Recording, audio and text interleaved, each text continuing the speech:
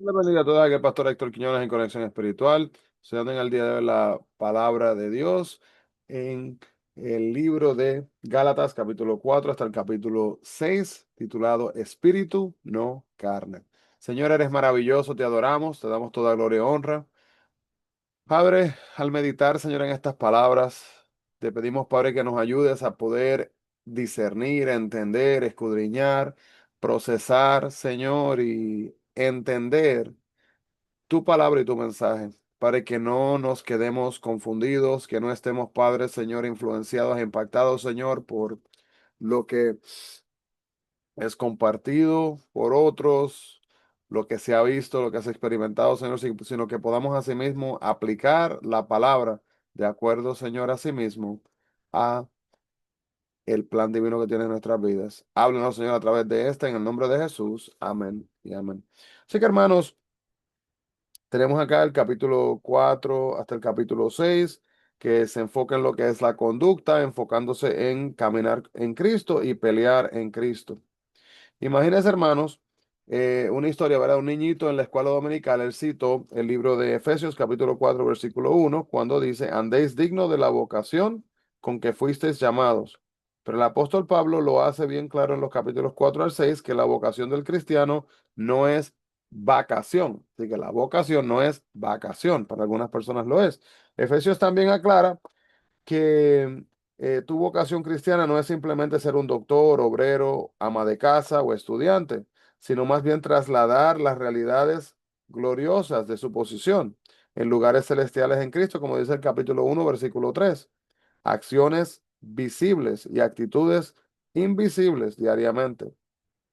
Se da aquí una breve descripción del trabajo que desempeña regularmente, ¿verdad? Dentro o fuera del hogar, ¿verdad? Mientras usted se pone a meditar, ¿cómo puede usted aplicar, ¿verdad? Inyectar en su diario vivir, en su vida cotidiana, lo que es la palabra del Señor?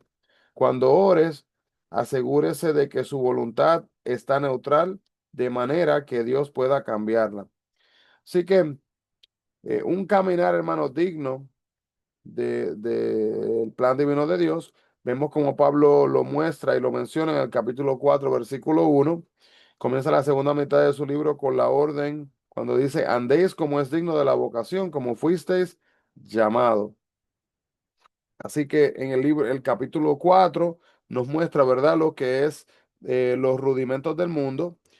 Estas son la etapa elemental de lo que es la práctica de la religión, tanto en la judía como en la pagana.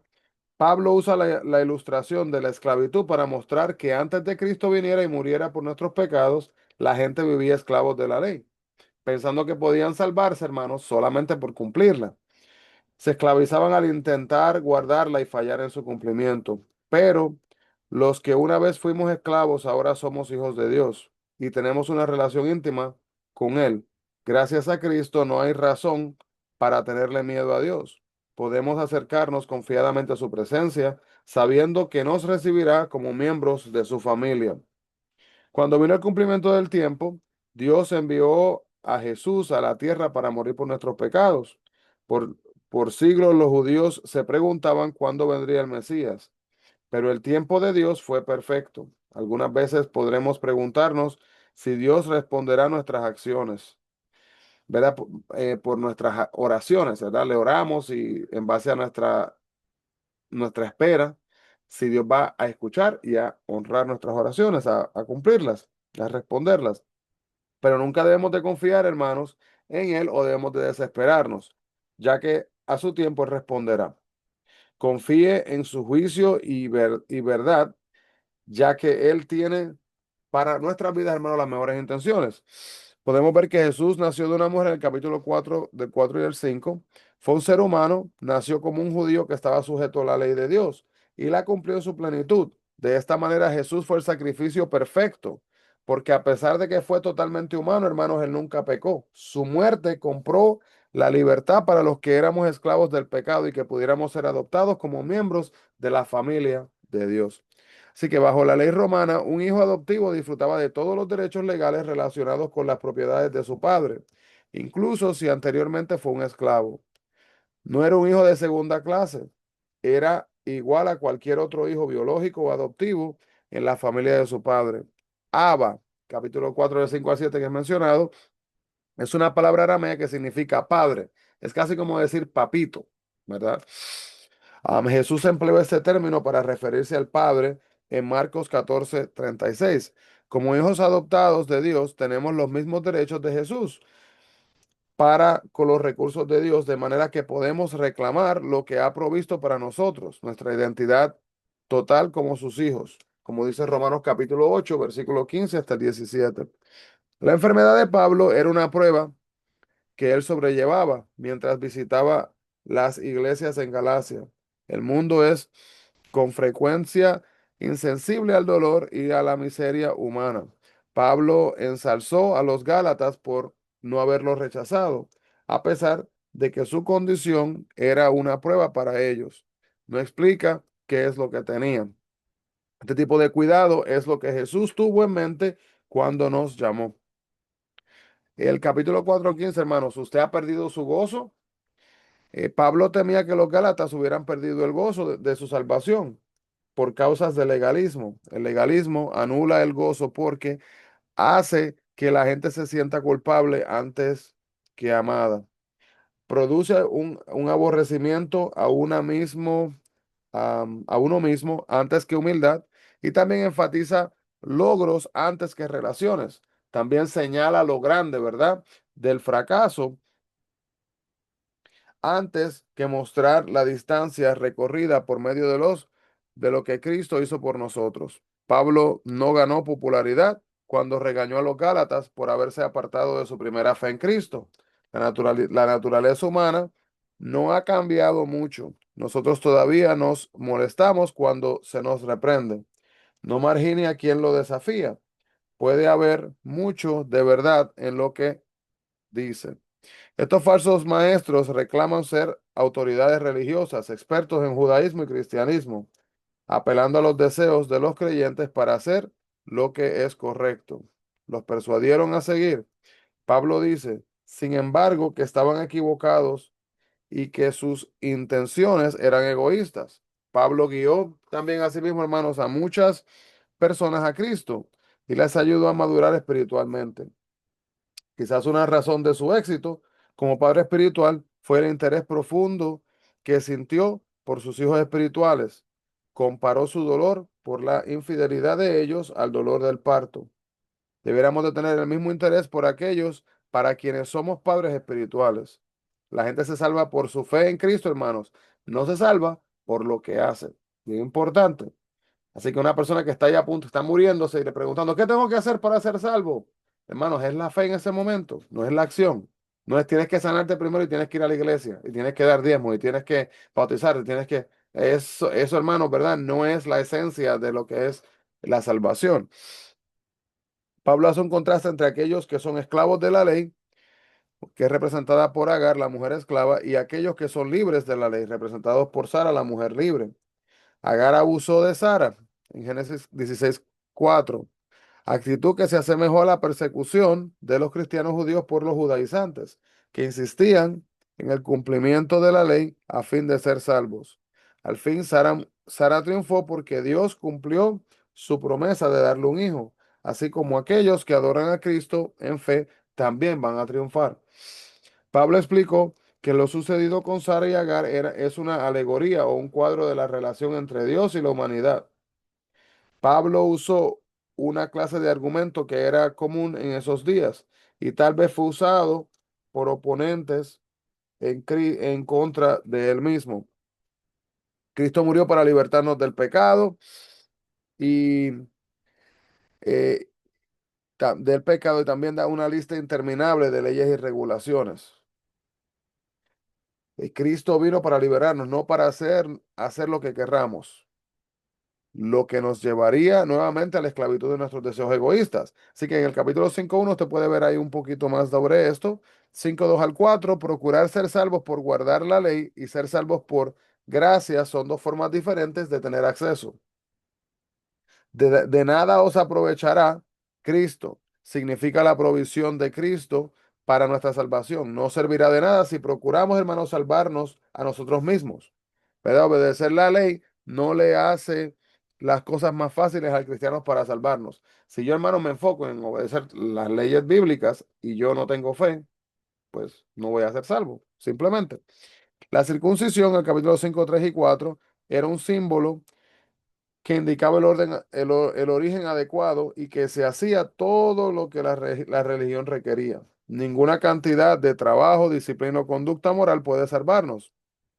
Somos salvos por la fe, no por las obras. Por tanto, el amor por otros y por Dios son la respuesta de aquellos que han sido perdonados. El perdón de Dios es completo y Jesús dice que aquellos que han sido perdonados mucho amarán, mucho más. Lucas 7:47. Ya que la fe, hermano, se expresa a través de lo que es el amor, usted puede examinar su amor por otros que actúa con reflejo, como un reflejo, ¿verdad?, de lo que es la fe que usted tiene en Cristo. Una pequeña porción de levadura, hermanos, hace que la masa se leude. Solo hace falta una persona mala para infectar a sí mismo a los demás. La persecución probó que Pablo estaba predicando el evangelio.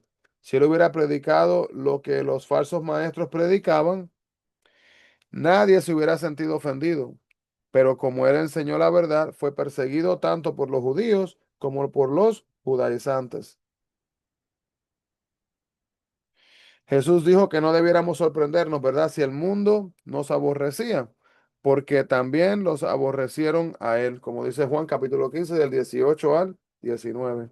Así como Pablo fielmente siguió proclamando el mensaje de Jesucristo, siga cumpliendo con lo que Dios le ha encargado hacer, aún a pesar de los obstáculos que otros pudieran poner en su camino. Pablo hizo una distinción, hermanos, entre lo que era la libertad para pecar y la libertad para servir.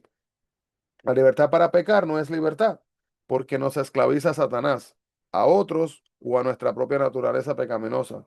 Los cristianos, por el contrario, no debieran de ser esclavos del pecado, porque tienen la libertad para hacer lo correcto y glorificar a Dios por medio del servicio amoroso hacia el prójimo. Cuando no estamos motivados por el amor, nos convertimos en críticos de otros, dejamos de buscar lo bueno en los otros y vemos solamente las faltas. Si sus deseos lo guían, hermano, a las cualidades mencionadas en el capítulo 5 22 al 23, entonces usted puede deducir que el Espíritu Santo lo está guiando. Al mismo tiempo debe tener cuidado en no confundir sus sentimientos con la dirección del Espíritu Santo. El ser guiado por el Espíritu Santo involucra que el deseo de oír, predisposición para obedecer y la sensibilidad para discernir entre sus sentimientos y su diligencia para actuar. Que el Espíritu Santo guíe y controle su vida cada día. Luego las palabras de Cristo estarán en su mente, el amor de Cristo estará en sus acciones y el poder de Cristo lo ayudará a controlar sus deseos egoístas. Pablo describe las dos fuerzas conflictivas en nosotros, el Espíritu Santo y la naturaleza pecaminosa, nuestros malos deseos o inclinaciones al mal. Pablo no dice que estas fuerzas sean iguales. El Espíritu Santo es mucho más fuerte, pero si nosotros dependemos de nuestra propia sabiduría, tomaremos decisiones, hermanos, equivocadas. Tengamos cuidado con esto. Todos tenemos deseos naturales hacia el mal y no los podemos ignorar. A fin de seguir la guía del Espíritu Santo, debemos de enfrentarlos con decisión de crucificarlos, prácticamente como dice el capítulo 5 versículo 24. Esos deseos incluyen pecados obvios, tales como la inmoralidad sexual, y también, hermanos, que mencionamos en el día de ayer, lo que es la hechicería, ¿verdad? La magia negra, cosas que tengan que ver, ¿verdad? El vudú, la brujería, todas esas cosas, ¿verdad? Conectadas con esto. El fruto del Espíritu en el capítulo 5 22 al 23 es la obra espontánea del Espíritu Santo en nosotros. El fruto produce estos rasgos del carácter que se encuentran en la naturaleza de Cristo. Ellos son el producto del control de Cristo y no podemos obtenerlos por tratar de llevarlos sin ayuda. Si queremos que el fruto del Espíritu se desarrolle en nuestras vidas, debemos de unir nuestra vida a la de Él. Debemos de conocerlo, amarlo, recordarlo, imitarlo. Y el resultado de que cumpliéramos con el propósito proyectado de la ley va a amar a Dios y también va a mostrar, hermanos, amor hacia el prójimo. Debido a que el mismo Dios que envió la ley también envió al Espíritu, el resultado de una vida llena del Espíritu estará en armonía perfecta con la intención de la ley de Dios. Una persona que abunda con el fruto del Espíritu cumple la ley mucho mejor que una persona que observa los rituales y que tiene muy poco amor en su corazón. Si queremos aceptar a Cristo como Salvador, debemos de apartarnos de nuestro pecado y clavar, hermanos, voluntariamente nuestros malos deseos naturales a lo que es la cruz. Dios está interesado en cada parte de nuestra vida, no solo la espiritual. Y al vivir por el poder del Espíritu Santo, debemos de rendir cada aspecto de nuestra vida a Dios, emocionalmente, físicamente, socialmente, intelectualmente y también, hermanos, vocacionalmente, aún con nuestro empleo. Todos necesitamos, capítulo 5:26, cierta medida de aprobación de otros para aquellos que se apartan de la senda de Dios en busca de honores o para ganar popularidad. Muestran que no son guiados por el Espíritu Santo. Aquellos que esperan la aprobación de Dios no necesitan envidiar a otros. Ningún cristiano, hermano, debe de pensar jamás que es totalmente independiente y que no necesita la ayuda de otros. Y nadie debe de pensar tampoco que ha sido excluido de la tarea de ayudar a otros. Hay gente, hermano, que dice, sí, yo voy a orar por ti, pero nunca ayudan, solamente oran. Dios quiere que oremos, pero quiere también, ¿verdad?, que pongamos la mano en el arado, ¿verdad?, que hagamos nuestra parte. Cuando uno hace lo mejor, se siente satisfecho de los resultados y no necesita compararse con otros. Las personas hacen comparaciones por muchas razones. Algunos destacan las debilidades de otros a fin de sentirse mejor consigo mismo. Otros sencillamente quieren asegurarse que actúan bien. Pablo insiste en que cumplamos con nuestra responsabilidad de satisfacer las necesidades materiales de aquellos que nos enseñan. Es fácil recibir el beneficio de buena enseñanza bíblica y admirar a nuestros líderes espirituales, pasando por alto sus necesidades financieras y físicas. Debemos de cuidar de ellos, no de mala gana, hermanos, ni con fastidio, sino con un espíritu generoso, como muestra de honor y aprecio por sus servicios, como dice Primera de Timoteo capítulo 5, versículo 17 al 18. Ciertamente sería sorprendente si usted plantara maíz y brotaran calabazas, ¿verdad? Es una ley de la vida. Entonces, esto es algo espiritual, también como algo físico, que uno cosecha lo que uno siembra. Si uno chismea de sus amigos, los pierde.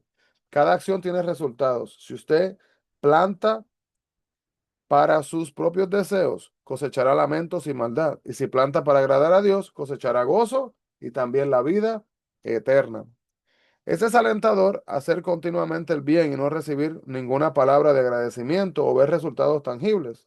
Pablo desafió a los Gálatas y nos desafía a nosotros a seguir haciendo lo bueno y confiar a Dios los resultados. A su tiempo cosecharemos bendiciones. Hasta este momento, hermanos, Pablo dictó la carta a un amanuense. Ahora toma la pluma para escribir sus saludos personales y finales y él mismo lo hizo también en otras cartas. Para dar énfasis a sus palabras y asegurar que la letra de él era una letra genuina, una carta genuina. Algunos de los judaizantes hicieron énfasis en la circuncisión como prueba de santidad, pero ignoraban las otras leyes judías. La gente con frecuencia escoge ciertos principios o prohibiciones y los convierten en varas para medir su fe. Y entonces, hermanos, sacan ciertas cosas singulares y el resto lo olvidan. La Biblia en esto es íntegramente nuestra regla de lo que es la fe y la práctica. No podemos tomar y escoger los mandatos que seguiremos, ¿verdad? Este está bien y este no, y ¿verdad? Y elegir, sino que tenemos que seguir la Biblia en su totalidad. El mundo está lleno de incitaciones. Cada día somos confrontados con presiones culturales útiles como también con propaganda abundante. La única forma de escapar de estas influencias destructivas es pedir a Dios que nos ayude para morir a ellas, así como lo hizo Pablo. Es fácil, hermano, ser atrapado por lo superficial. Tenga cuidado con aquellos que hacen énfasis en las cosas que debiéramos o que no debiéramos hacer, sin que muestre interés por la condición interior del corazón. Llevar una vida buena sin un cambio interior conduce a caminar un camino espiritual en vano y también vacío. Lo que importa a Dios es que experimentemos un cambio total desde el interior. Como dice 2 Corintios 5:17, la epístola de Pablo a los Gálatas declara con énfasis la libertad del cristiano. Es indudable que cristianos primitivos en Galacia anhelaban crecer en la vida cristiana, pero eran confundidos por aquellos que decían que esto solo se podía lograr por medio del cumplimiento de ciertas leyes judías. Así que cuán raro sería, hermanos, que un prisionero, ¿verdad?, al ser liberado, por ejemplo, deseara regresar a su celda y no quisiera irse. Qué extraño sería que se suelte a un animal de una trampa y que éste regrese a ella. Cuán triste sería, ¿verdad? Que un creyente sea liberado de la esclavitud del pecado para regresar luego a una conformidad rígida de normas y regulaciones establecidas. Si usted cree en Jesucristo, ya ha sido liberado y en lugar de volver a alguna forma de esclavitud, sea el legalismo o el pecado, use su libertad para vivir para Cristo y para servirle a Él como Él a sí mismo lo merece. Amado Dios, eres maravilloso y no hay otro como tú. Te agradecemos, Padre Jehová, Señor, por cada palabra, por cada pensamiento, por este momento de reflexión y por ayudarnos y guiarnos de acuerdo a tu plan y propósito. Pedimos, Señor, que guíes nuestras vidas, Padre, y que nosotros podamos tomar decisiones, Señor, que estén siempre alineadas con tu plan y propósito en nuestras vidas. Guíanos, guárdanos, Señor, y que tu mano se mueva en una manera especial sobre cada una de nuestras vidas y que tu propósito sea manifestado. Señor, te adoramos y agradecemos estas cosas así en el nombre de Jesús. Amén y amén. Así que, hermano, Dios le bendiga grandemente a todos. No se olviden, busquemos la presencia del Señor. Bendiciones.